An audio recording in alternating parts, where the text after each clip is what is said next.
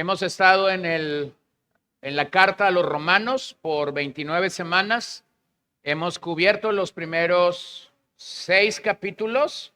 Permítanme hacer un pequeño paréntesis en la epístola de los Romanos y posiblemente por un par de domingos, permítame poder ir a un mensaje temático. No es lo más común es que vamos exponiendo una carta, pero entonces permítame reconocer la necesidad que todos nosotros tenemos de desarrollar una teología de la cruz. Eso pudiera sonar un poco extraño o un poco diferente cuando piensas en ello, pero creo que es algo benéfico para todas nuestras almas. Abisaí ya leyó Eclesiastés 7 del 1 al 14. Yo voy a regresar solamente al verso 13 y 14 que me van a servir de introducción para venir con ustedes a esta sesión. Considera la obra de Dios, porque ¿quién puede enderezar lo que Él ha torcido? Alégrate en el día de la prosperidad y en el día de la adversidad considera.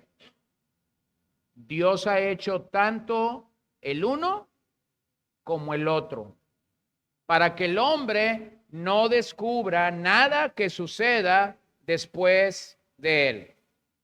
Yo voy a leer más detenidamente lo que creo que puede ser un tanto antagónico o paradójico para nosotros. Alégrate en el día de la prosperidad y en el día de la adversidad considera. Dios ha hecho tanto el uno como el otro. ¿Qué es eso que Dios ha hecho tanto el uno como el otro? El día de la prosperidad y el día de la adversidad. Y se nos manda a alegrarnos en el día de la prosperidad y en el día de la adversidad considerad, para que el hombre no descubra nada que suceda después de él. Eclesiastés es un libro, los judíos lo tenían considerado como un libro sapiencial o como un libro que brinda sabiduría en la vida. Pero usted recordará que hay una frase que el predicador, es decir, el autor de ese libro, repite una y otra vez y es vanidad de vanidades. Y también hay otra idea que une o conecta todo el mensaje del libro y es la idea de que no hay nada nuevo debajo del sol. Lo que fue en el pasado, resulta que es en el presente y será en el futuro. Y la última expresión de este verso que he leído dice, para que el hombre no descubra nada que suceda después de él. Y esa es la idea, de que básicamente el Señor controla todo, tiene dominio sobre todas las cosas. Pero yo quisiera introducir el tema porque a veces pudiera parecer un tanto paradójico que Dios nos bendiga con días prósperos, que Dios nos bendiga con días buenos, días de salud, días de victoria, días de bonanza, días de estabilidad familiar, emocional, relacional, y luego que también Dios permita la adversidad. Y para nosotros el día de hoy, rápidamente conectamos que buenos momentos son momentos donde Dios se está moviendo. Buenos momentos y buenas situaciones. Qué bueno, Señor, eres. Qué bueno que me permites que me asciendan del trabajo. Qué bueno que me das estas vacaciones. Qué bueno que fue mi cumpleaños y recibí muchos más regalos de los que yo esperaba. Eso fácilmente lo conectamos. Conectamos fácilmente lo bueno con que Dios nos está bendiciendo, con que Dios está derramando su gracia, con que Dios está derramando de su espíritu. Bueno, eso me pasa a mí, no sé a ti. Pero ¿por qué dudar en el día malo que Dios nos está bendiciendo? ¿Por qué dudar cuando las cosas van aparentemente mal que Dios también sigue estando en control de todas las cosas. Entonces, hermano, permíteme recordarte esta mañana que el evangelio incluye las aflicciones. El evangelio incluye los dolores del alma. El evangelio incluye los quebrantos. El evangelio incluye los momentos de aprendizaje. El evangelio incluye la santificación de nuestra alma. Y de hecho, una de las herramientas que Dios va a utilizar para nuestro bien y para nuestra santificación, aunque no lo entendemos así, son las aflicciones. Bueno, Jaciel nos recordaba esta mañana mientras cantábamos este pasaje, muchas son las aflicciones del justo. ¿Y qué dice? El Señor nos va a librar. Entonces, yo sé que cuando entro a aflicción, yo quisiera que el Señor me librara inmediatamente. ¿No es así? ¿No sucede así? Sufrimos un poquito y le estamos diciendo al Señor, pero ya líbrame, Señor. Y si nosotros a veces escucháramos lo que Dios dice, entonces pudiéramos escuchar algo como esto: si apenas voy comenzando, si apenas voy empezándote a santificar en esta área, ¿cómo que quieres que te libre? Entonces, nosotros no entendemos cómo el Señor pudiera pasarnos por aflicciones para nuestros bien. Pero si en algo la teología de la cruz tiene algo que mostrarnos, es que precisamente son las aflicciones lo que nos ayuda a definir lo que nosotros creemos. Lo que el cristiano cree puede ser muy fácil creerlo cuando todo va bien. Pero cuando entramos a aflicciones, resulta que la tierra se nos mueve, resulta que pensábamos que estábamos sobre concreto y resulta que estamos sobre agua o sobre plástico. Y todo comienza a moverse y lo único que sostiene a un cristiano son las convicciones. Entonces, las aflicciones son buenas porque nos ayudan a definir lo que tú y lo que yo creemos. Eso es lo que es la santificación. Hemos pasado 4 o 3 semanas en Romanos 6. Hemos introducido el tema de la santificación y hemos dicho que básicamente el proceso de santificación es ser más y más como Cristo. Pero si algo la santificación tiene que dejar a nuestras vidas es que aún hay mucho que necesitamos aprender. Si algo la santificación tiene que mostrar a nuestra vida es la necesidad que tengo de aprender del Señor y la necesidad que tengo de seguir creciendo. Necesidad que tengo de seguir creciendo. Entonces, en toda aflicción debemos pensar bien, no buscar sentirnos bien. En toda aflicción, lo que yo tengo que hacer, lo que mi mente tiene que hacer, si es que tengo la mente de Cristo, como Corintios dice, es que tengo que pensar bien, aunque yo no me sienta bien. Y es que el punto es que a veces queremos o buscamos sentirnos bien, pero primero creemos bien, primero debemos pensar bien. Cuando Pablo dice en todo esto pensad, en todo lo que es honesto, en todo lo que es de buen nombre, en todo lo que es honorable, en todo esto pensad, dice Pablo. No dice en todo esto siéntanse bien. Entonces, hermanos, yo estoy en aflicción, tú estás en aflicción y mi carne va a gritar, siéntete bien. ¿Sí? Pero la Biblia te va a gritar, piensa bien. ¿Y por qué es eso así? ¿Por qué es que eso sucede así? Hermano, es que si nuestra mente está rendida al Señor en medio de aflicciones, puede ser que sentirte bien o sentirme bien para mí sea algo que va a suceder o que va a pasar en el futuro cercano, en el futuro mediano o en el futuro lejano. Pero si yo pienso bien, entonces yo voy a poder lograr entender ¿Qué Dios quiere de mí? Así que la batalla de Satanás, por un lado, y la batalla de mi carne, vean que esto es interno y externo. Si tú eres un verdadero creyente, Satanás no mora en ti. Así que la forma como Satanás va a atacar es externamente. Si tú no eres un creyente, el caso es otro para ti. ¿Ok? Pero si tú eres un creyente, Satanás no mora dentro de ti. Satanás solo te puede atacar de forma externa. Entonces, ¿cuál es la batalla de nosotros hacia adentro?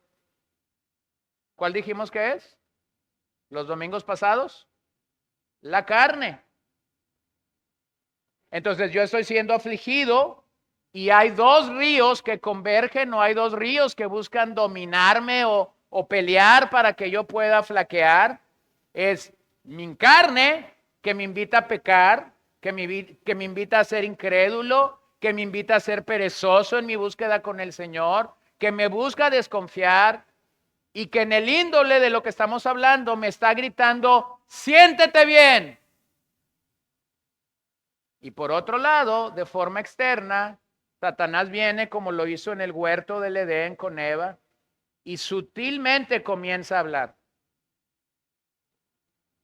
Y si yo no soy sensible a la voz de Dios, va a haber una mezcla o va a haber una combinación que es una bomba cuando eso sucede. Mi carne tentándome internamente, Satanás tentándome externamente, y si yo no pienso bien, entonces seré dominado por mis sentimientos y la bomba va a explotar. Entonces Satanás y la carne está tratando de llevar nuestros pensamientos no a la victoria, sino a la derrota. Está tratando de llevarnos a olvidarnos de nuestras convicciones, a que no veamos o a que no creamos lo que la Biblia dice que nosotros somos en Cristo. Así que hay dos tipos de aflicciones con las que tú y yo vamos a lidiar. Hay dos tipos de aflicciones con las que el hombre va a lidiar de manera general. Número uno, vamos a lidiar con aflicciones de índole providencial. Y creo que eso no está en sus notas, pero si quieren anotarlo sería bueno. Hay dos tipos de aflicciones que nosotros, gracias, no sé quién lo hizo, pero gracias. Hay dos tipos de aflicciones, las aflicciones de índole providencial. ¿Qué son estas aflicciones? Aquello que Dios en su soberana voluntad va a permitir que sucedan en nuestras vidas. Un accidente, un despido de trabajo, un fallecimiento, una situación que viene de parte de Dios, un diagnóstico de alguna enfermedad crónico-degenerativa para ti, una cirugía que tú no estás esperando, pero que Dios sabe que vas a pasar por allí. Y nos afligimos, ¿no es así? Te afliges el día que esto llega. Una persona se aflige cuando dice, tienes cáncer, vas a morir. Una persona se aflige cuando le dices, sufres de la presión arterial, tu corazón está sufriendo. Una persona se aflige cuando dicen, eres diabético. Una persona se aflige cuando le avisan que a su esposo o su madre que salieron en un vehículo rumbo a una ciudad al sur o al norte de la ciudad, acaba de tener un accidente y que está hospitalizado. Pero tenemos que observar algo. Estas aflicciones providenciales, aunque nos pueden afligir, recuérdenme de dónde vienen. ¿Quién las mandó? Dios, porque Él tiene control de todo, ¿cierto? Entonces son aflicciones providenciales. Que sean aflicciones providenciales no significa que no vas a sufrir. Vas a sufrir. Voy a sufrir y todos nosotros vamos a tener que aprender a cómo superar esa aflicción o a cómo aprender a tratar con esa aflicción. Pero el segundo tipo de aflicciones que vienen es como fruto del pecado de otras personas. Vas a estar afligido cuando terceras personas pequen contra ti y tú no sepas qué hacer. Yo no sé si usted recuerda, porque pudiera no recordarlo y está bien, pero yo prediqué toda una serie el año pasado sobre el corazón. En esa serie yo expliqué que nuestro corazón es dinámico. A veces piensa bien, a veces piensa mal, a veces ese corazón te lleva a lo espiritual, a veces no te lleva a lo espiritual. Nuestro corazón realmente está en un movimiento constante y a veces las circunstancias nos llevan a un lugar en nuestro corazón donde no quisiéramos ir. Pero entonces lo que quiero decir con esto, no solo vas a estar en aflicciones providenciales, vamos a estar en aflicciones que tienen que ver con el fruto del pecado de otras personas. Y quiero animarte a algo. Tú y yo realmente solo podemos dar respuesta a nuestro propio corazón. En otras palabras, tú no puedes controlar el corazón de otras personas. Así que aunque ciertamente ese tipo de aflicciones vengan y te puedan introducir a aflicción o a sufrimiento, recuerda algo. Dios no demanda de ti que cambies el corazón de otras personas.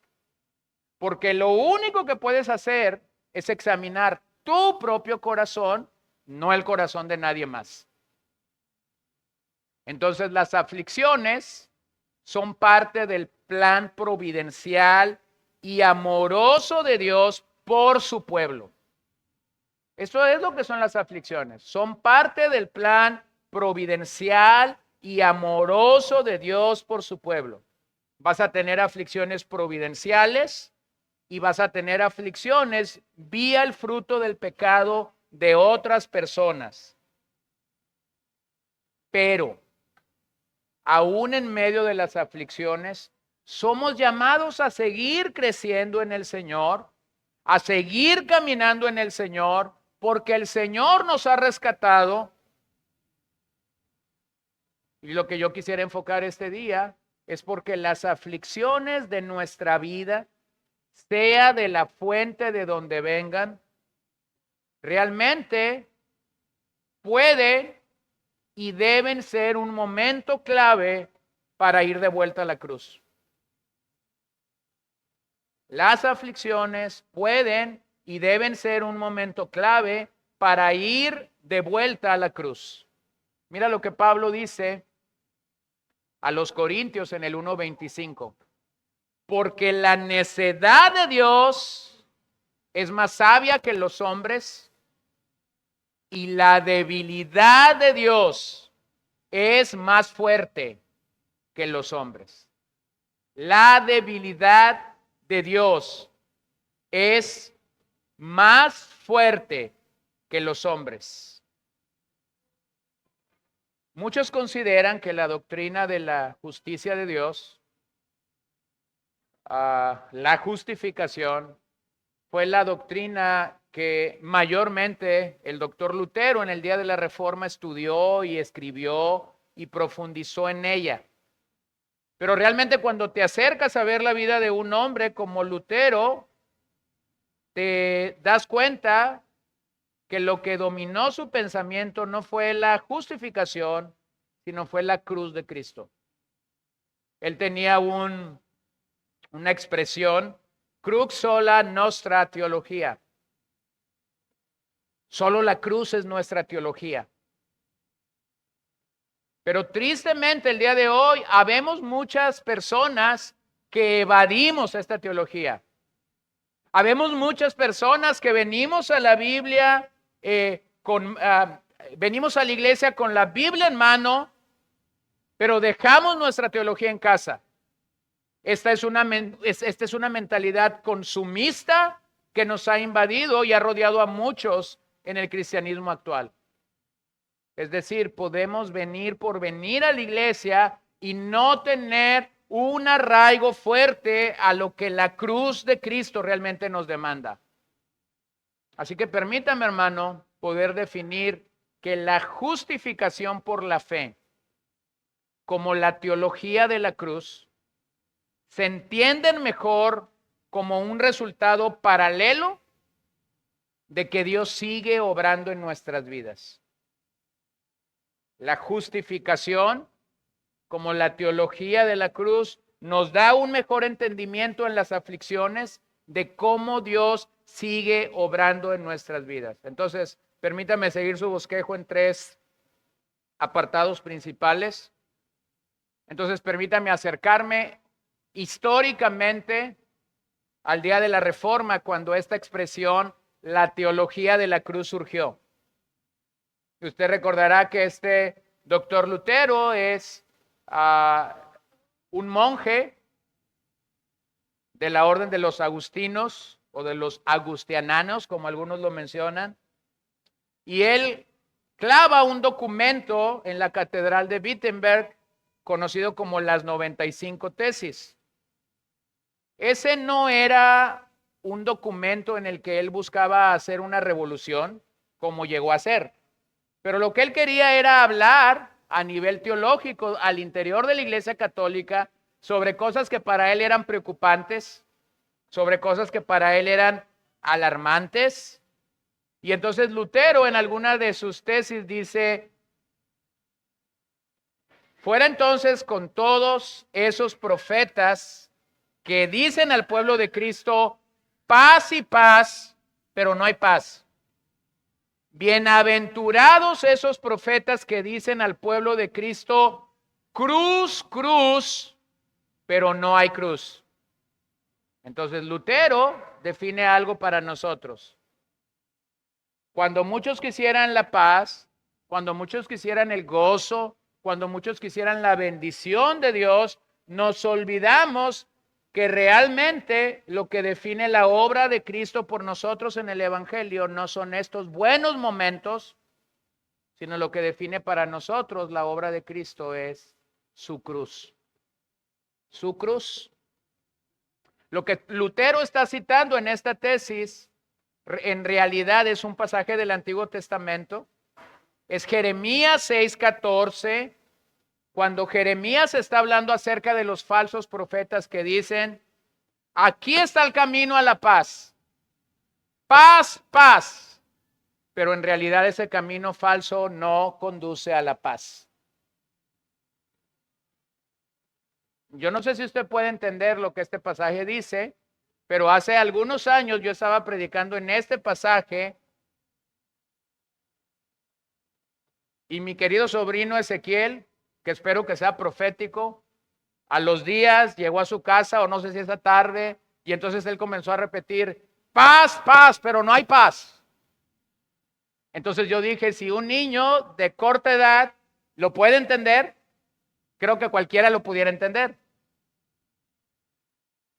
¿Lo ves? Este es el profeta reclamando a los falsos profetas: aquí está el camino de la paz, pero ustedes han dicho paz, paz, pero ese camino no conduce a la paz.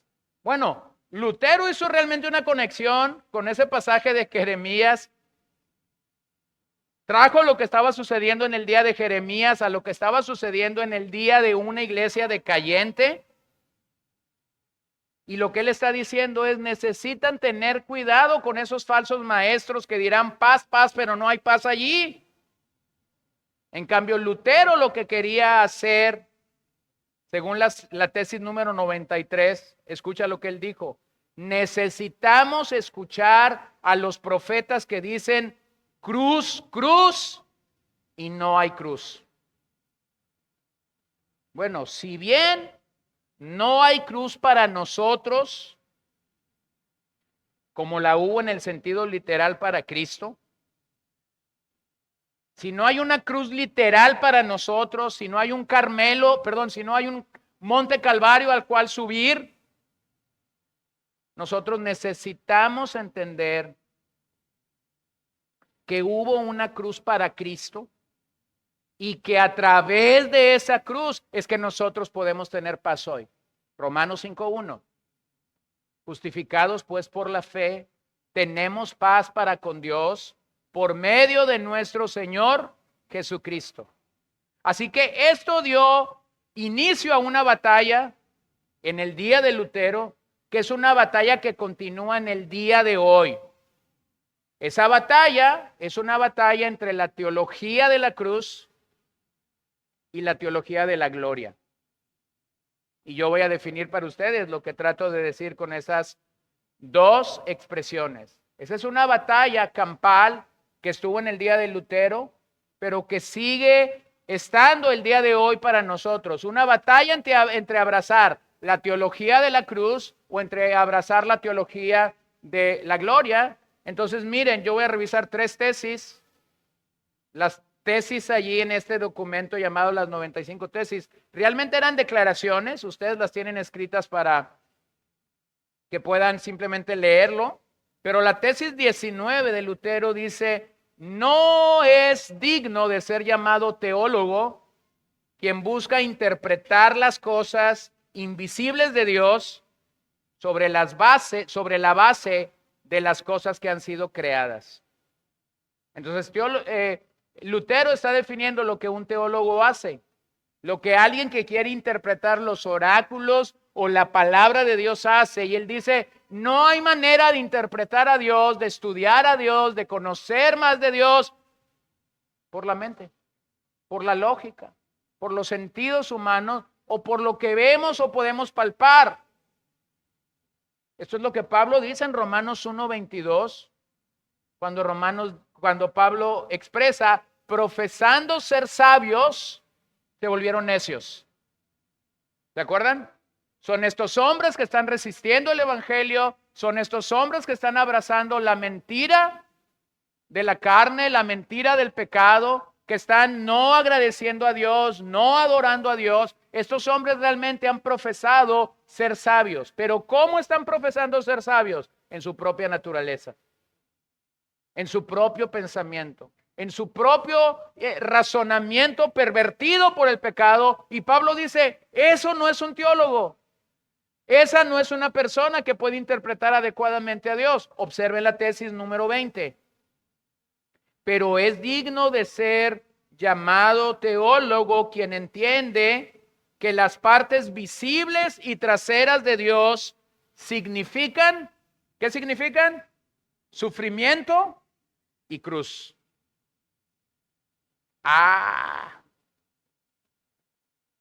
Pero entonces la pregunta es, ¿cómo vamos a enfrentar el sufrimiento? ¿Lo vas a abrazar como un instrumento de Dios para tu santificación? ¿O lo vas a rechazar? ¿Vas a abrazar la cruz de Cristo en tu vida? ¿O vas a vivir molesto y enojado porque Cristo permitió aflicciones providenciales o aflicciones vía el pecado de otra persona hacia ti? Mira lo que dice Isaías 45:15. En verdad tú eres un Dios que te ocultas, oh Dios de Israel, Salvador. Por un lado, el profeta está reconociendo que Dios se oculta, y por otro lado, el profeta está reconociendo, tú eres mi Salvador. Bueno, yo no quisiera que Él se ocultara en el momento de mi aflicción. Yo quisiera que Él mostrara que es mi Salvador. ¿Lo vuelvo a decir?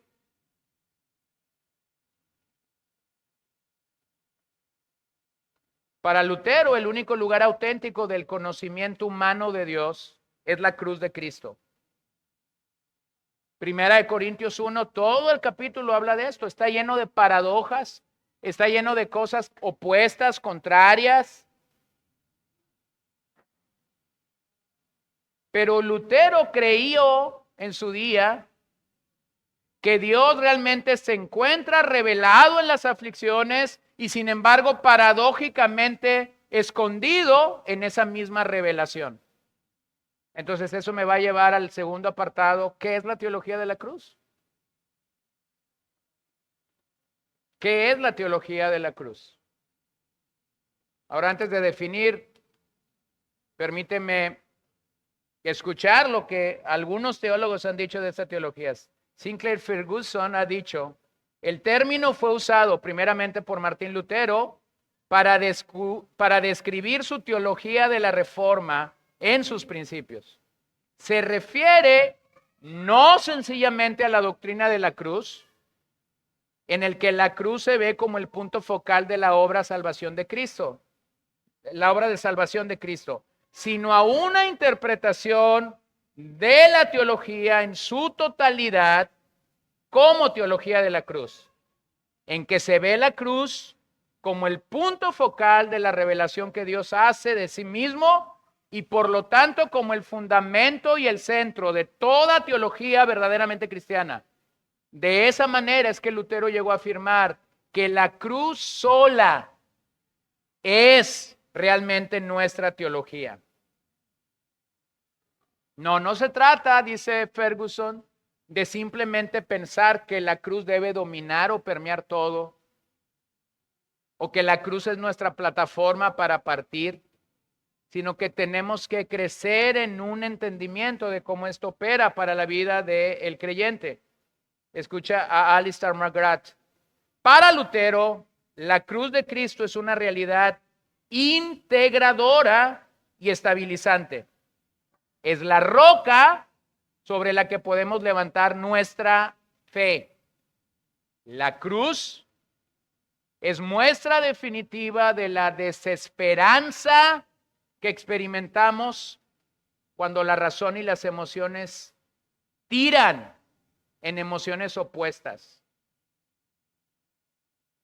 Cuando creemos que Dios está presente, pero no experimentamos que Dios está presente. ¿Has estado allí? Tu mente sabe que Dios está presente, pero tu experiencia no te dice que Dios está presente. Entonces, ¿qué haces? Bueno, creo que lo que estos teólogos nos ayudan a pensar es que lo que hacemos es abrazar la teología de la cruz. Usted recordará las palabras de Cristo en el Calvario. Dios mío, ¿por qué me has abandonado? Bueno, hay toda una... hay todo un criterio teológico alrededor de esa frase, porque si tú la examinas bien, es el Hijo de Dios, es la segunda persona de la Trinidad diciendo, Dios mío, ¿por qué me has abandonado? Pero si tú realmente llegas a esa expresión, vas a reconocer algo. ¿Dios abandonando a Dios? Pregunta. No, eso no puede ser. La Trinidad no se puede separar. La Trinidad no puedo decir acá anda el Hijo, acá anda el Espíritu Santo y por allá está el Padre. Que son uno. Hermanos, esa expresión más que definirnos algo de Dios, esa expresión nos ayuda a nosotros a reconocer de alguna manera la humanidad de el Hijo de Dios, pero nos ayuda a entender a nosotros cómo nosotros muchas veces nos vamos a sentir abandonados por Dios. No es que Dios nos abandonó, pero nuevamente, cuando mi pensamiento se suelta por encima, cuando mis sentimientos se suelta por encima del pensamiento de Dios, yo voy a llegar allí. Así que la cruz se convirtió en el filtro de interpretación de toda la escritura. La cruz realmente se convirtió para Lutero, se ha convertido para muchos teólogos, se ha convertido para muchos predicadores en el filtro de interpretación de todas las escrituras.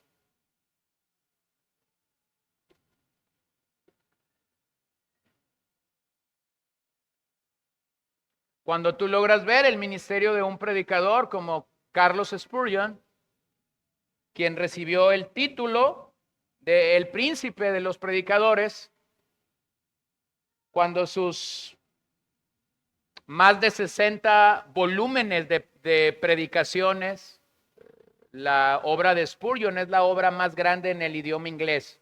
No hay una enciclopedia más grande que los mensajes de Spurgeon hechos libros, volúmenes. Si la mente no me falla, 63 volúmenes de predicaciones. Y cuando esos mensajes han sido estudiados, cuando esos mensajes han sido analizados, curiosamente a lo largo de los años de predicación de Spurgeon hay algo que identifica, lo voy a decir así, el éxito de su predicación, y es que no importaba el pasaje que Spurgeon estuviera predicando, finalmente él iba a llegar a la cruz. Es decir, en algún momento del mensaje, él iba a empezar a conectar su mensaje para finalmente terminar a los pies de la cruz y llamar a la gente a que viniera a la cruz y pudiera ver este pasaje a la luz del Calvario. Entonces yo creo que Spurgeon leyó y entendió muy bien lo que había pasado en el día de Lutero. Necesitábamos usar la cruz como ese filtro de interpretación para tener un acercamiento real, veraz, a la hora de meditar en las Escrituras. Entonces, ¿cuál es esa batalla? Hay una batalla entre la teología de la gloria y la teología de la cruz. Entonces, permítame definir esto. Los teólogos de la gloria o la teología de la gloria es un término que pretende ver a Dios tal y como es, en su propia gloria, sin tomar en cuenta la distancia que nos separa de Él. Eso es ser un teólogo de la gloria o tener una teología de la gloria. Por lo tanto, esta teología se va a enfocar en el poder de Dios, en la gloria de Dios, en la sabiduría, en sus actos milagrosos, en su bondad, y va a pretender que Dios sea como nosotros queremos que sea.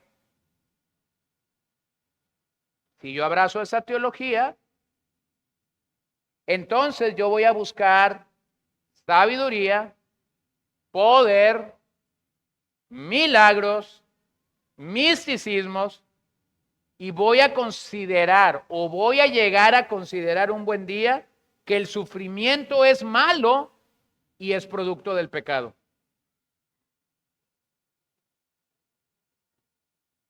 Y no sé si esto ya definió para usted algo, pero hay muchísimos cristianos que el día de hoy han abrazado la teología de la gloria.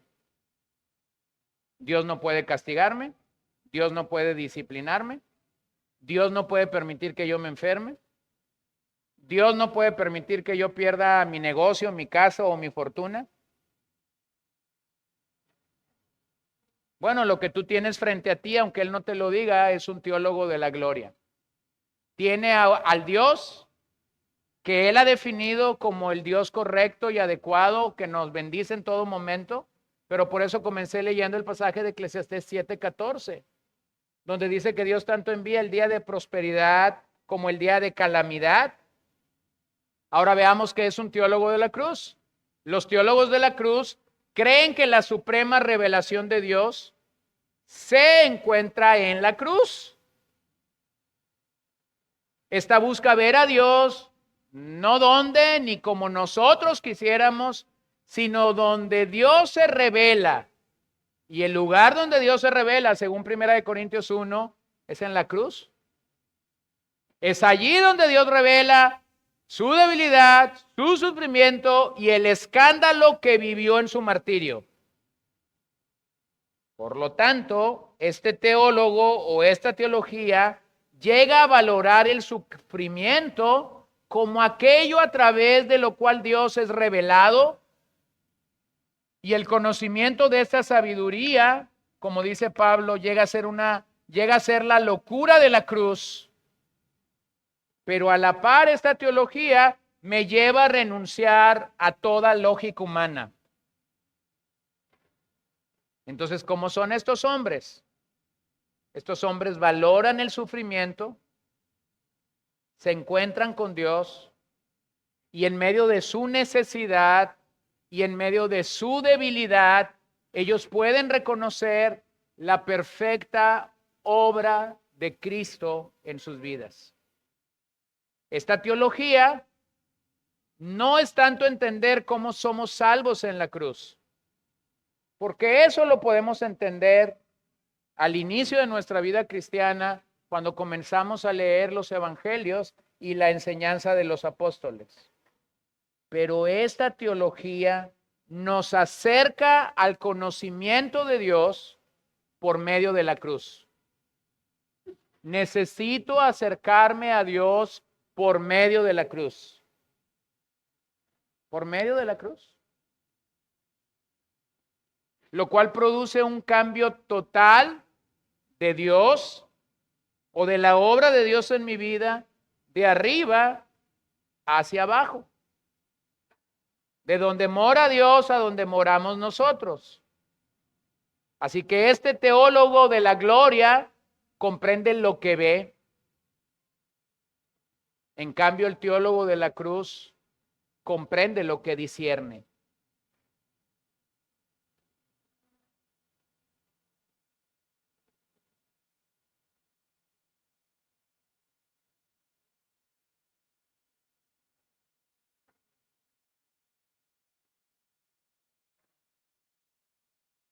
No sé si usted ha escuchado ese dicho, que a veces la gente dice, como te ves, te sientes. Pero fíjate bien cómo es que esto está brindándonos una realidad de lo espiritual. El teólogo de la gloria comprende lo que ve.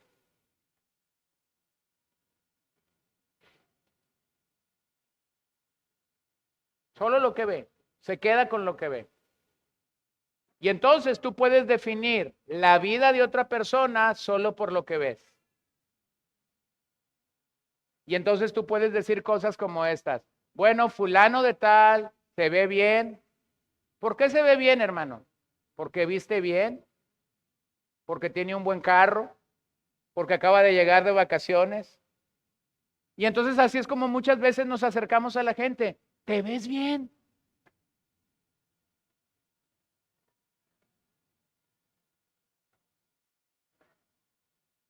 Es como cuando alguien se acerca contigo, a mí me ha pasado.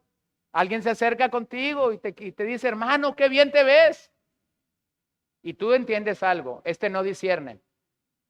Porque me está yendo como me está lloviendo sobre mojado, ¿cómo que me veo bien? Y entiendes que lo que tienes frente a ti es un teólogo de la gloria. Alguien que simplemente está guiado por lo que ve. Es como aquella historia, a mí me estaban presentando a un hermano. Ese hermano era como 1,90 de altura y tenía bastante peso de más sobre su cuerpo.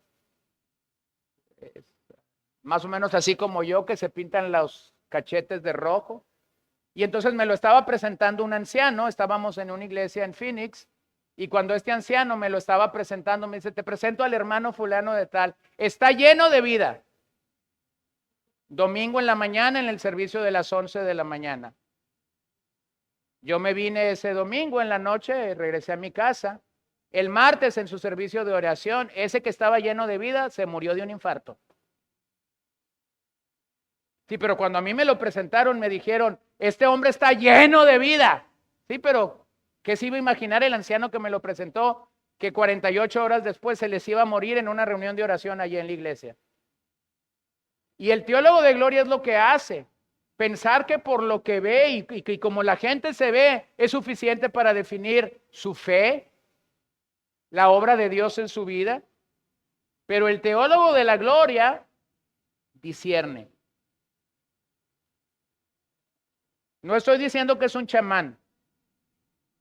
No estoy diciendo que es un brujo o un adivino. Estoy diciendo que discierne.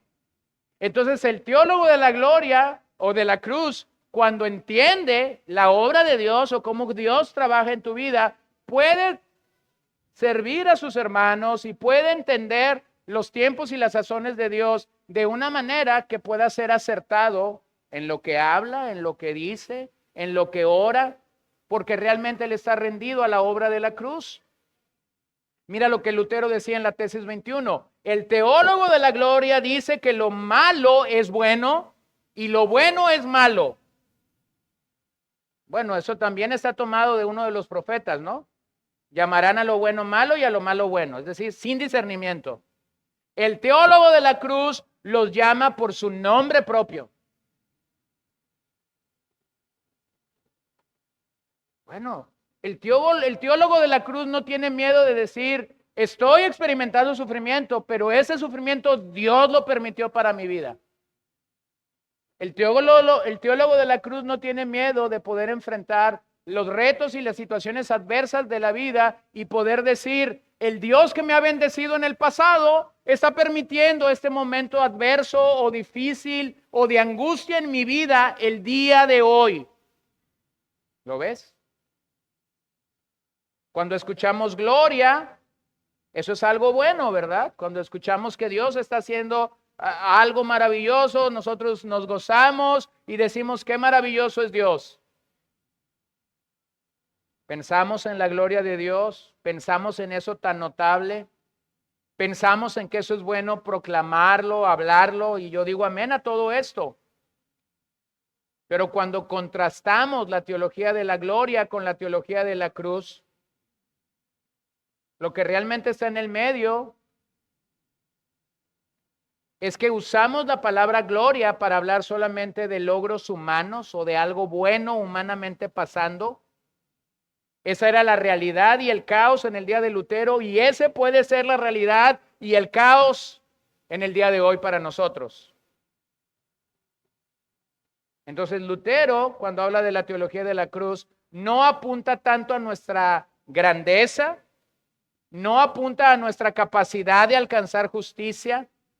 De hecho, cuando Lutero habla de la teología de la cruz, apunta a nuestra debilidad.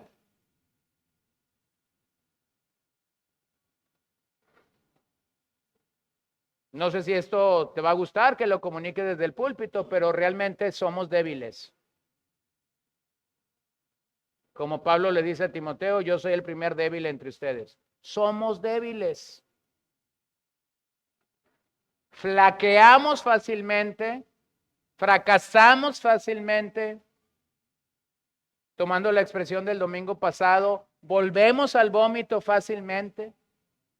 Cuando creemos que somos gigantes espirituales, ¿realmente podríamos ir a un circo a trabajar como enanos? Somos débiles. Ese es el mejor momento de la mañana para decir amén.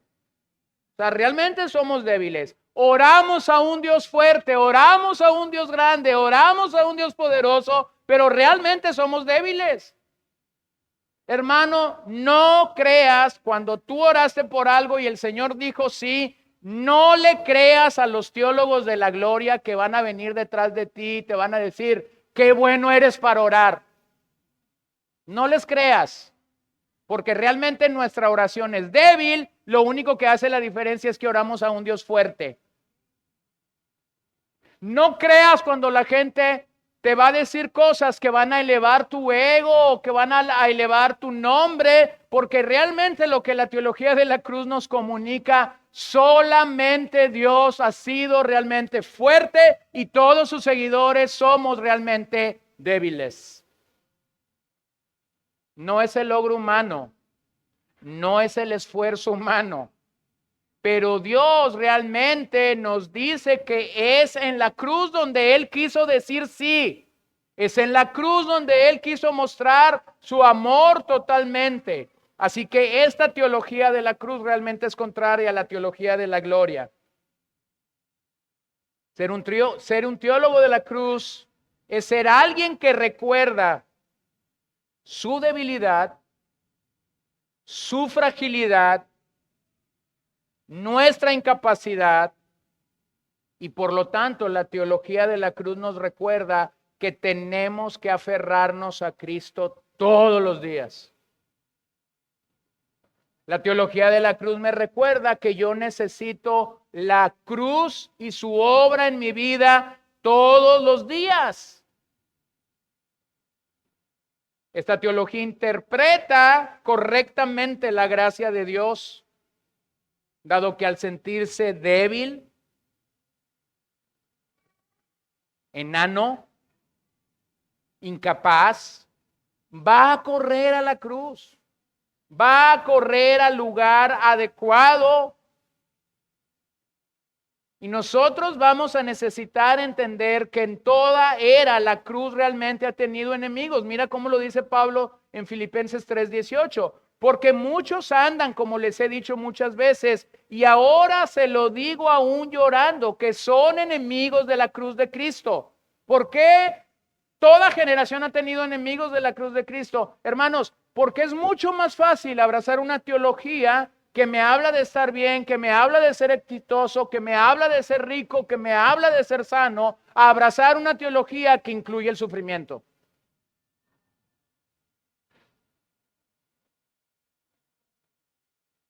Un acercamiento a la cruz de Cristo destruye nuestro concepto acerca de el cómo Dios se mueve en nuestras vidas. Pero si yo reconozco esta debilidad, esta flaqueza, estos quebrantos en mi vida, te tengo noticias.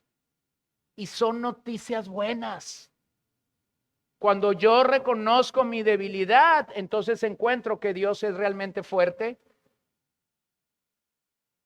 Es a través de la debilidad que yo puedo entender cómo su fortaleza viene a mi vida y opera en mi vida y me lleva a enfrentar mi dolor pensando en ello como realmente Dios quiere que piense. Es allí en la cruz de Dios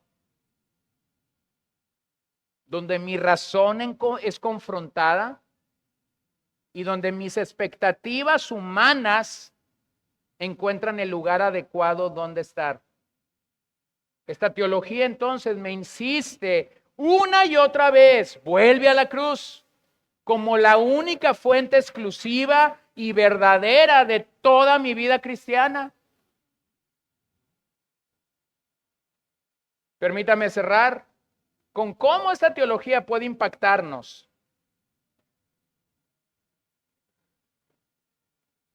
¿Cómo esta teología puede y debe impactar nuestras vidas? Bueno, como creyentes del siglo presente, siempre hay una oportunidad de retornar al mensaje de la cruz de forma real y de forma práctica.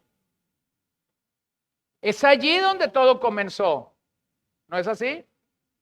Es allí en el sacrificio de Jesús donde todo comenzó para ti, para mí como cristianos, pero es allí donde debemos permanecer en todo momento.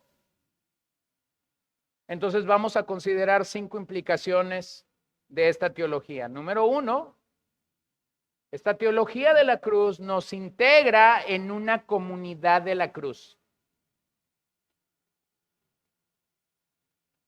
Somos integrados, somos añadidos a una comunidad de la cruz. Esta es la comunidad que toma su cruz y que sigue las pisadas de su maestro en todo momento. ¿Cuándo debemos hacer eso? Todos los días hasta que lleguemos al cielo. Entonces llegaremos al cielo y encontraremos el gozo perpetuo de Dios sobre nuestras vidas. Pero no es porque tuve un acercamiento liviano a la cruz cuando creí. No, es porque tuve una vida de la cruz. Es porque caminé entendiendo que la cruz era el centro de todo. Es porque enfrenté los problemas desde la visión de la cruz.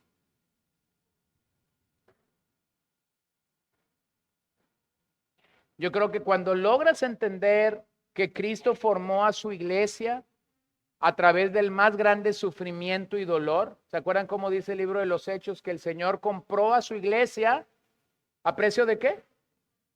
De sangre. ¿Cómo la iglesia fue inaugurada? ¿Cómo la iglesia fue fundada? La iglesia fue fundada, hermanos, no con cohetes y pastel, ni con café y donas, ni con botana, tampoco había una carne asada. La iglesia fue fundada con sangre. ¿Cómo esperas que la iglesia va a caminar? Si inició con sangre, ¿cómo esperas que vamos a caminar con globos y gorritos? Con silbatos para celebrar o festejar como en una fiesta. No, mi hermano, no, vas a sufrir, voy a sufrir. ¿Por qué vamos a estar en medio de dolores y quebrantos? Porque somos una comunidad de la cruz. Somos una comunidad de la cruz. Esa comunidad de la cruz que fue comprada a precio de sangre será una iglesia sufriente.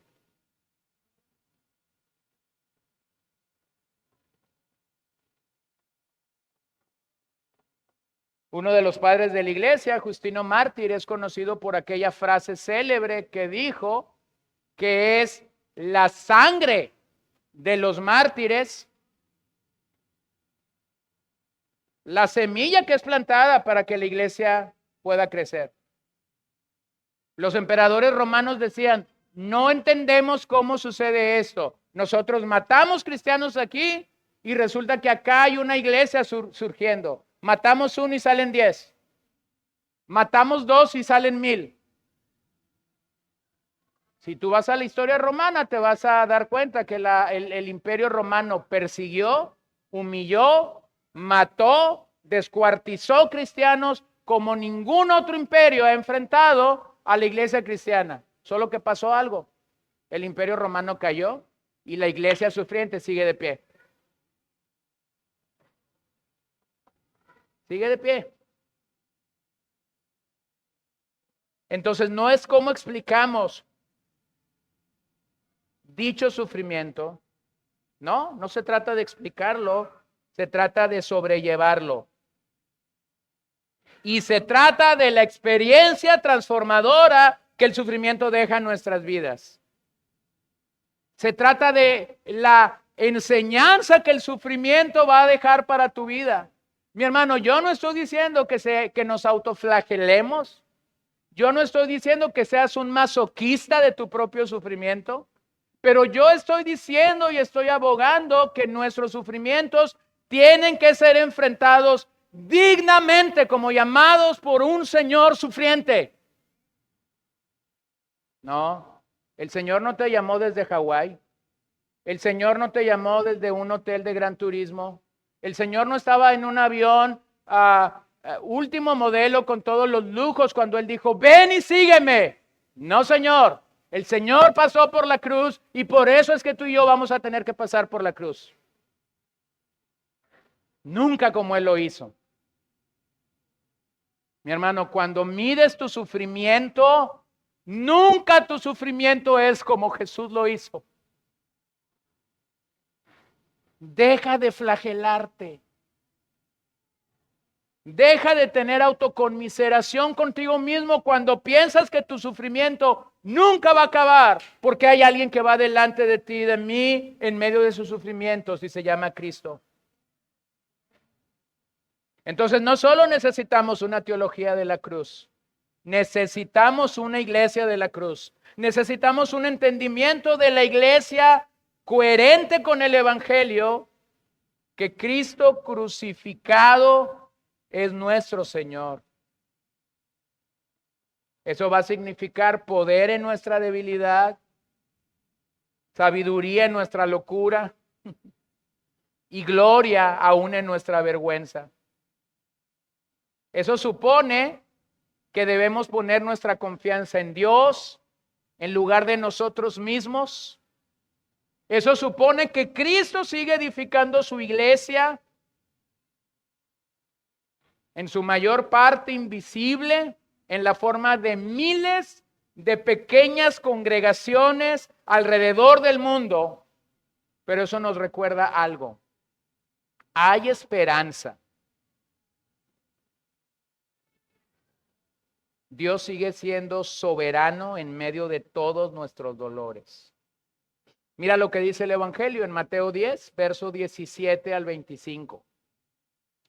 Pero cuídense de los hombres, porque los entregarán a los tribunales y los azotarán en sus sinagogas y hasta serán llevados delante de gobernadores y reyes por mi causa, con un testimonio a ellos y a los gentiles. Pero cuando los entreguen, no se preocupen de cómo o qué hablarán, porque a esa hora se les dará lo que habrán de hablar. Porque no son ustedes los que hablan, sino el Espíritu de su Padre que habla en ustedes. El hermano entregará la muerte al hermano y el padre al hijo, y los hijos se levantarán contra los padres y les causarán la muerte y serán odiados de todos por causa de mi nombre. Pero el que persevere hasta el fin, ese será salvo. Pero cuando los persigan en esta ciudad, huyan a la otra, porque en verdad les digo que no terminarán de recorrer las ciudades de Israel hasta que venga el Hijo del Hombre. Un discípulo no está por encima del maestro, ni un siervo por encima de su señor. Le basta al discípulo llegar a ser como su maestro y al siervo como su señor. Si al dueño de la casa lo han llamado Belcebú, ¿cuánto más los de su casa? ¿Puedes imaginarte esto?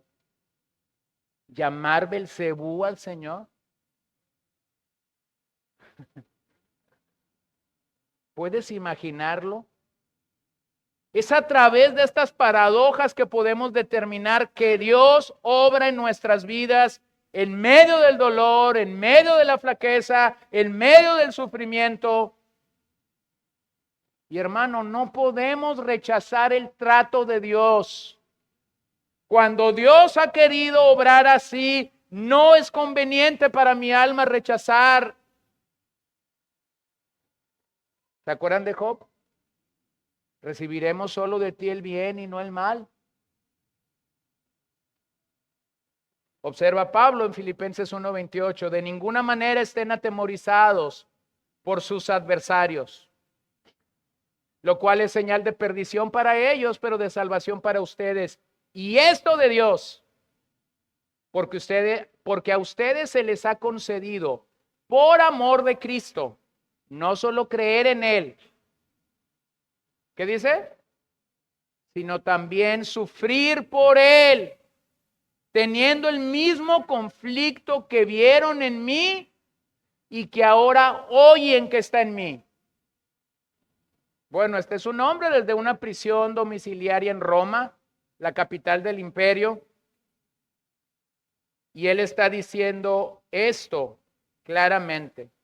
Han visto en mí este conflicto, pero somos llamados a ser una comunidad de la cruz que va a sufrir hasta el día final. Los puritanos tenían una expresión que define o concluye muy bien ese primer punto. La forma como ellos se animaban cuando estaban sufriendo es que ellos decían, solo el que sufre vence. Entonces, hermano, ¿ves sufrir a un creyente? ¿Ves sufrir a una persona? Recuérdale esta expresión, solo el que sufre vence. Número 2, no solo nos habla de cómo pensamos, estamos hablando de la teología de la cruz, sino también de cómo vivimos. Esta teología no solo nos habla de cómo pensar, porque eso quedaría en algo muy duro, en datos muy duros. No solo tiene que ver con nuestro pensar, tiene también que ver con nuestro vivir. No es solo cómo pienso, es cómo vivo. Lucas 9:23. Y a todos les decía, si alguien quiere seguirme, niéguese a sí mismo, tome su cruz cada día y entonces sígame.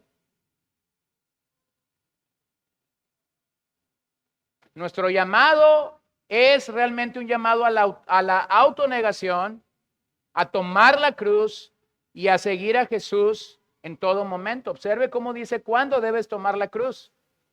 ¿Cuándo debo tomar la cruz? Cada día.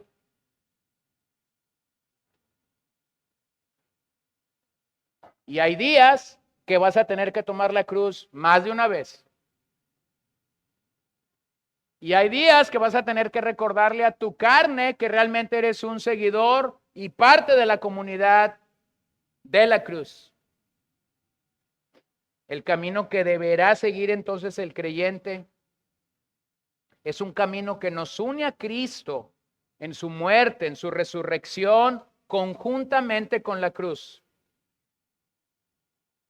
Pero posiblemente, hermano, el día de hoy puedes identificar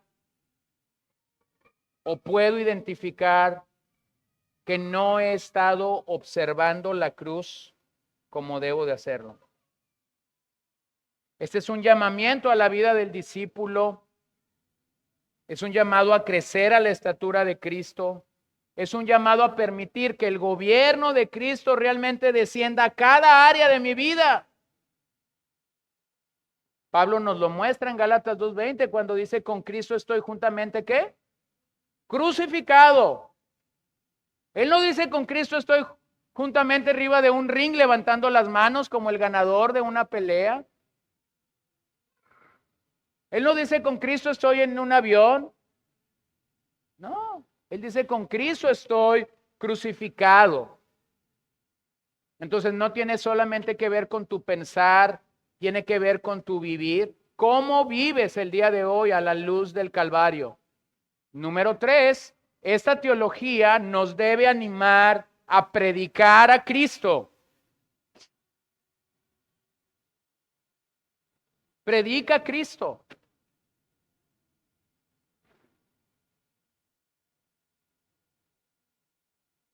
Predica a Cristo. ¿Cuál es el mejor momento para predicar a Cristo? Siempre. Siempre es un buen día para predicar a Cristo. Pero en el contexto de lo que estoy hablando, hay un día específico y es el día del sufrimiento. No te quedes callado. Cuando nosotros, alguien me recordaba en la semana un himno que cantábamos la semana pasada, aquel que la buena obra empezó, pero cuando dice algo de no dejes de cantar o...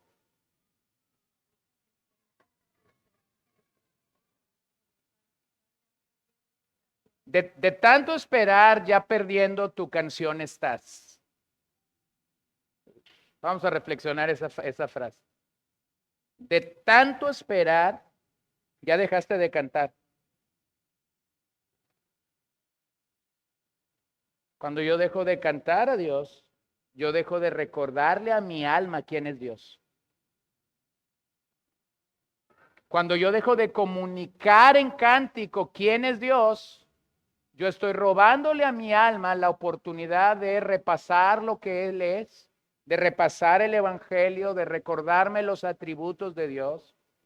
Entonces, realmente la teología de la cruz nos recuerda: tienes que predicar a Cristo. Pero ¿cuál es el mejor día? Bueno, ya dijeron siempre, sí. Pero ¿qué hago cuando sufro? ¿Qué hago cuando estoy viviendo sufrimiento? Bueno, el engaño de mi carne y de Satanás va a ser: cállate. Escucha Pablo en el Corintios 1, 17 y 23. Pues Cristo no me envió a bautizar, sino a predicar el evangelio, no con palabras elocuentes, para que no se haga vana la cruz de Cristo.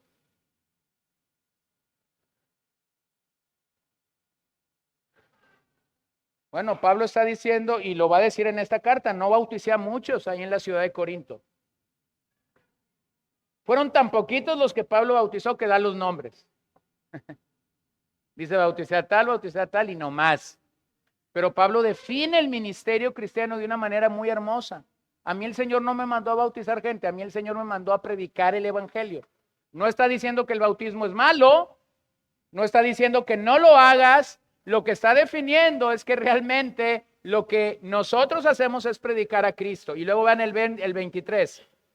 Pero nosotros predicamos a Cristo crucificado, piedra de tropiezo para los judíos y necedad para los gentiles. Predicamos a Cristo crucificado.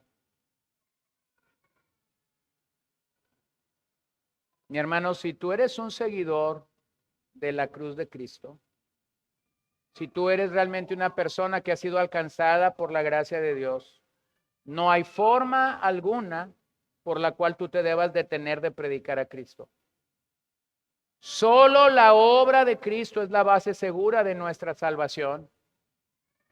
Y por otro lado, es nuestra única esperanza viva. Así es como presentamos. Predicamos a Cristo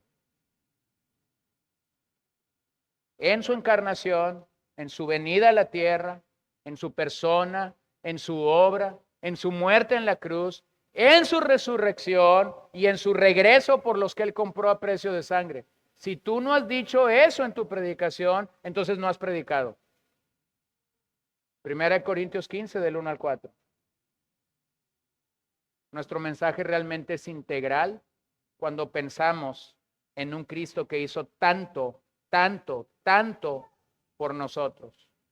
Aunque la gente de nuestros días buscará un mensaje acomodado a sus condiciones, nuestro deber es ser fiel a la obra de la cruz. Esto debe estimular nuestra confianza y el pensamiento de todo creyente que predica a Cristo y, como dice Pablo en 1 Corintios 1, y a este crucificado. Hermanos, si la obra de Cristo no estimula y no inviste nuestra mente para poder decir, la única manera que yo tengo de agradecer lo que Cristo hizo por mí en el Calvario es que yo comunique a otros, algo está mal. Hay un falso contacto en nuestro cerebro. Número 4, nos llama a experimentar el poder de Dios en nuestras debilidades. La teología de la cruz nos llama a experimentar el poder de Dios en nuestras debilidades. Es el trato de Dios en nuestras vidas que muchas veces, hermanos, va a ser inexplicable. No sufras por entender a Dios. A veces no lo vamos a entender. Uno de los errores cuando estamos enfrentando sufrimiento, uno de los errores es que queremos la explicación de Dios. No, Dios no está obligado a decirnos por qué estamos sufriendo. Dios no está obligado a darme explicaciones. El llamado de la Biblia en todo su esplendor es: cree, confía, sométete al plan de Dios. Puedes no entenderlo, sí, mi hermano, no te sientas mal si no entiendes el plan de Dios en tu dolor o en tu sufrimiento. No te sientas mal. No eres llamado a entender a Dios. Eres llamado a creer que Dios no ha perdido el control absolutamente de nada. Entonces tenemos que llegar a un entendimiento. Somos procesados por Dios de una manera soberana. Somos tratados por Dios de una manera soberana. Y es precisamente allí donde Dios desea que nos sometamos a su palabra y podamos reconocer su mano sobre nosotros. Yo traía a mi memoria esta mañana Isaías 55 del 8 al 9, porque mis pensamientos no son los pensamientos de ustedes, ni sus caminos son mis caminos, declara el Señor. Porque como los cielos son más altos que la tierra, así mis caminos son más altos que sus caminos, y mis pensamientos más que sus pensamientos. Entonces pudiera llegar el punto en el que tu pensamiento es uno y el de Dios es otro. Y posiblemente no entiendo lo que Dios está haciendo. Todos hemos estado allí algún día. O puedes verlo en la vida de Pablo en 2 Corintios 12, 9 al 10. Pablo está hablando de este famoso aguijón en su carne. El apóstol Pablo pudo tener la respuesta de Dios en medio de su debilidad. Bueno, Dios quiso darle una respuesta a Pablo en medio de su debilidad. Eso no significa que Dios está obligado a darte una respuesta a ti y a mí en medio de nuestra debilidad, pero por lo menos tenemos el testimonio de San Pablo. Y yo creo que eso es lo que aplica para nuestra vida en cuanto a cómo el Señor prometió gracia en medio de su debilidad. Y Él me ha dicho: te basta mi gracia, pues mi poder se perfecciona en la debilidad. Por tanto, con muchísimo gusto me gloriaré más bien en mis debilidades para que el poder de Cristo more en mí. Por eso me complazco en las debilidades, en insultos, en privaciones, en persecuciones, en angustias por amor de Cristo, porque cuando soy débil, ¿qué dice Pablo? Entonces soy fuerte. Vean cómo Pablo nos define la teología de la cruz. Cuando soy débil, entonces realmente soy fuerte. Mientras un teólogo de la gloria pediría un milagro sobre su aguijón. Quítame el aguijón, Señor, y no me voy a ir de aquí hasta que no me quites el aguijón. Y no me voy a conformar hasta que no me sanes. Mientras un teólogo de la gloria diría eso, el teólogo de la cruz, cuando entiende lo que Dios le ha dicho, entonces él concluye, ¿ya entendí, Señor? No más oraré para que me quites el aguijón. No más oraré por el milagro porque he entendido tu respuesta. ¿Cuál fue la respuesta de Dios? Pablo, no te voy a quitar el aguijón. Te voy a dar mi gracia. Y mi gracia es suficiente para que tú trates con tu aguijón. Hermano, razone eso, porque a veces no lo razonamos. Si Dios le hubiera quitado a Pablo su aguijón, entonces posiblemente Pablo hubiera entendido o hubiera tenido un concepto de la gloria, y a nosotros nos ayuda mucho que no se lo haya quitado, porque si un hombre nos enseña gracia sobre gracia, dígame quién es. Pablo. ¿Quieres un entendimiento de lo que la gracia de Dios puede hacer abundantemente en la vida de un creyente? Corre a leer las 13 cartas de la pluma de Pablo. Corre a leerlas. Entonces, hermanos, somos llamados a reconocer la gracia maravillosa de nuestro Señor en el día de la angustia. Y si nos enfocamos en la cruz, encontraremos la gracia que Dios tuvo a bien derramar sobre nosotros. Si nos acercamos por medio de nuestro conocimiento y no por la gracia, entonces seremos tentados por el orgullo, por la arrogancia, por la suficiencia, por las ideas preconcebidas. Pero si nos acercamos con sencillez y humildad a la cruz, nos daremos cuenta de nuestra realidad y de nuestra condición. Pecadores, enemigos de Dios, inmerecedores de su gracia. Y entonces cuando el telón negro está detrás y el sol de justicia sale para brillar, el esplendor es mucho mejor y mayor para nosotros. Número 5, para terminar. La teología de la cruz nos llama a enfocarnos en Cristo.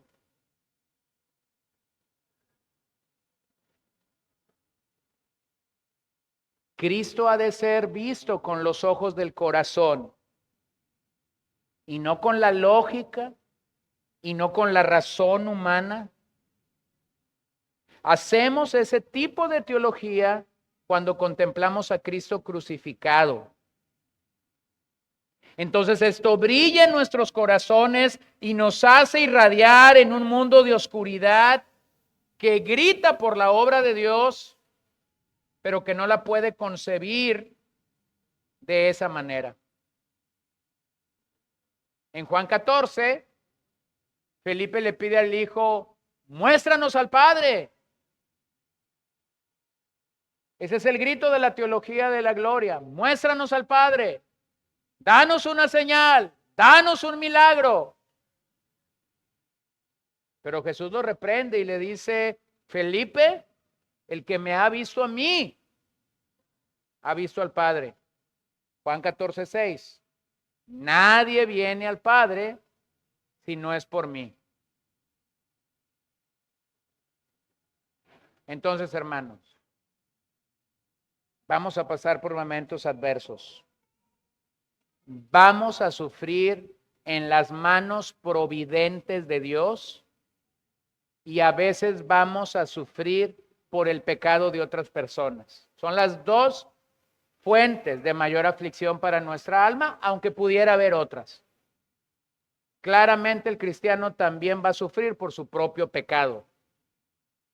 Pero las dos fuentes principales creo que es esto: la mano providente de Dios permitiendo que pase algo que Dios tiene en su agenda, pero yo no lo sabía. Y vas a sufrir por el pecado de otras personas. Todos, en algún momento. Todos. ¿Cuál es mi llamado esta mañana? ¿Cuál es mi invitación? Abraza la teología de la cruz. Identifícate con Dios y con su Hijo en el dolor.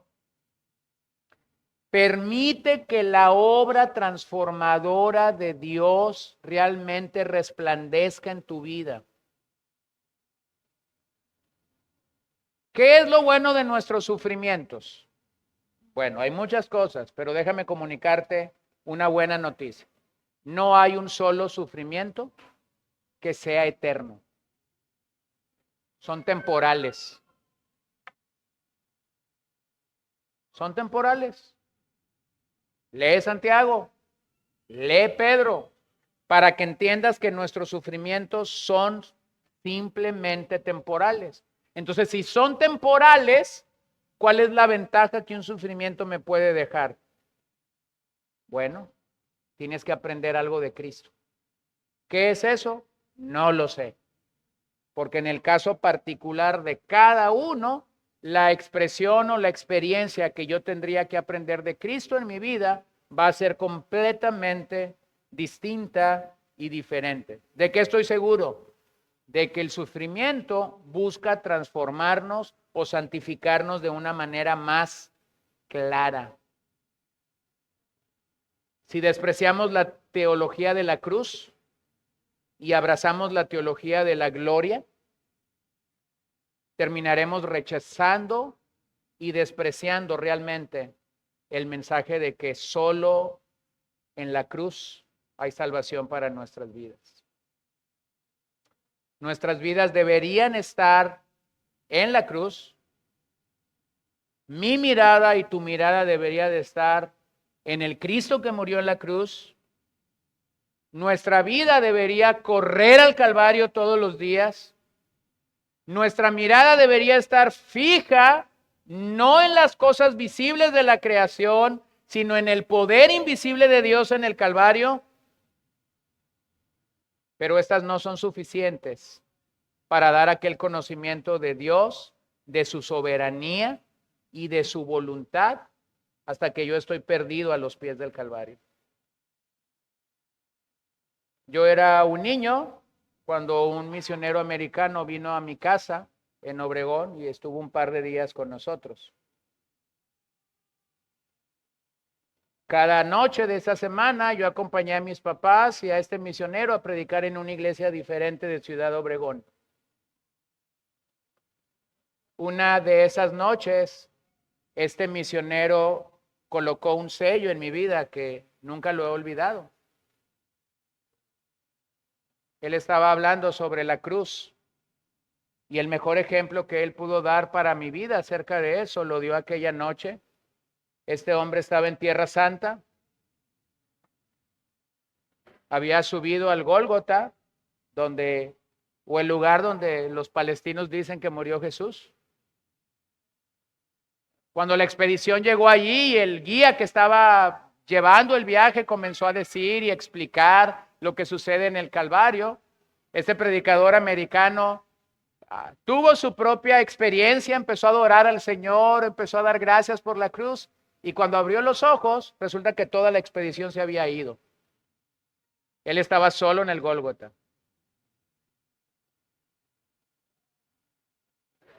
Y entonces recuerdo haber escuchado aquella expresión. Entonces me di cuenta que estaba perdido a los pies de la cruz.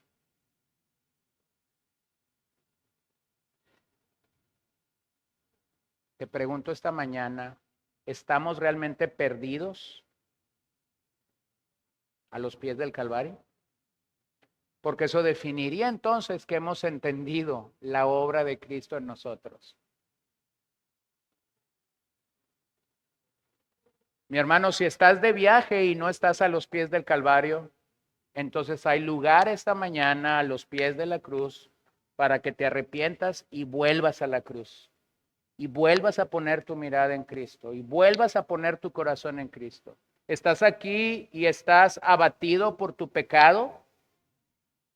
Entonces ven en arrepentimiento y fe a Cristo. Y voy a terminar con esta frase de Mark Chow, que define todo lo que he dicho.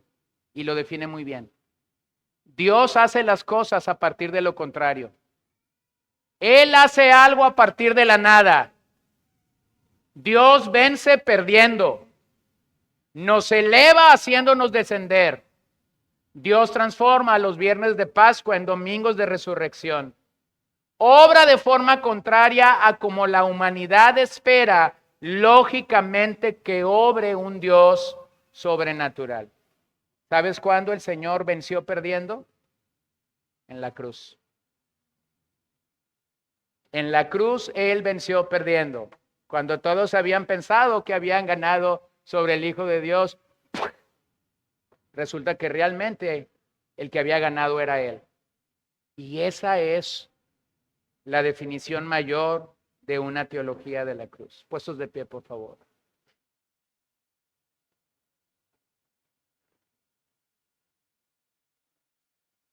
Señor, estamos tan agradecidos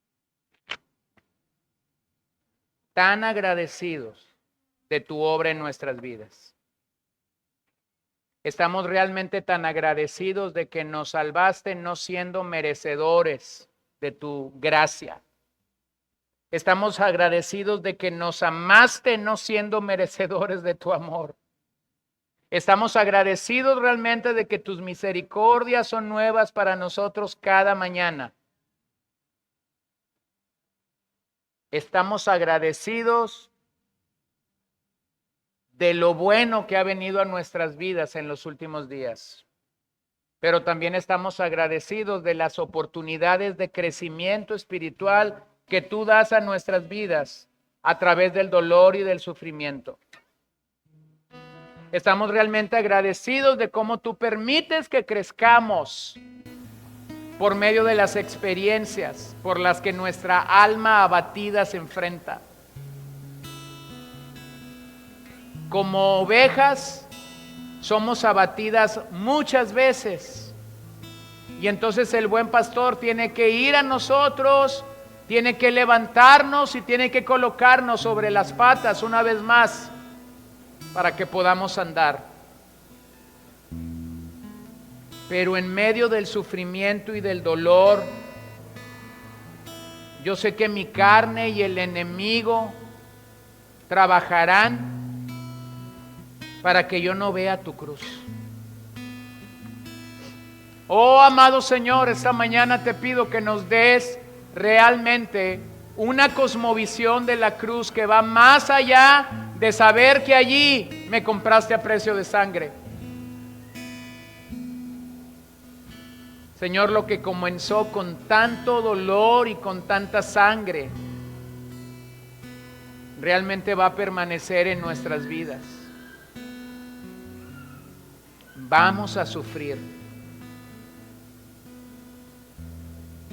Y cuando estemos allí, enséñanos a ver nuestro dolor y sufrimiento, ya sea providencial o ya sea vía otras personas, como realmente quieres que lo veamos, a través de Cristo. Es a través de Cristo, Señor, que yo necesito ver todo esto.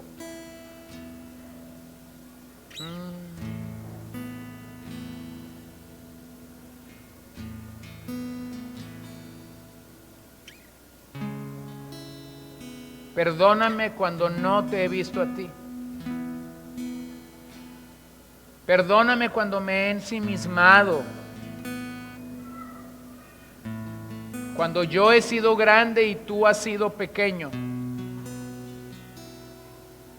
Perdóname cuando yo he hecho lo opuesto a lo que tú buscabas de mí.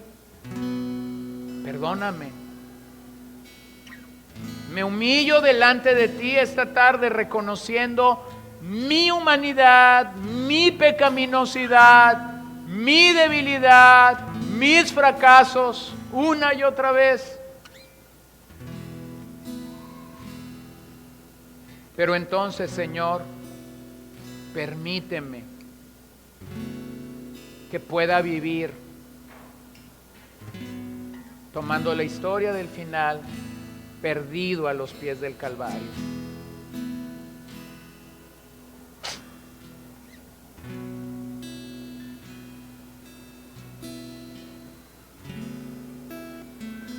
Señor, te entregamos todo lo que somos. Rendimos todo lo que somos aquí a ti. Deponemos nuestras armas delante de ti. Levantamos la bandera blanca diciendo, necesitamos tener paz contigo.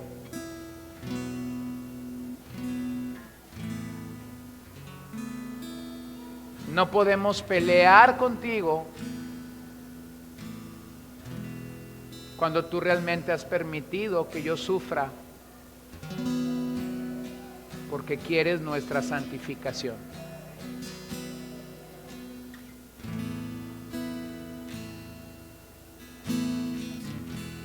Yo me rindo a ti, Señor.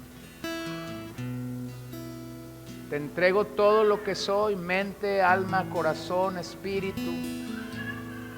Y simplemente vengo delante de ti, rogando y pidiéndote, dame de tu gracia.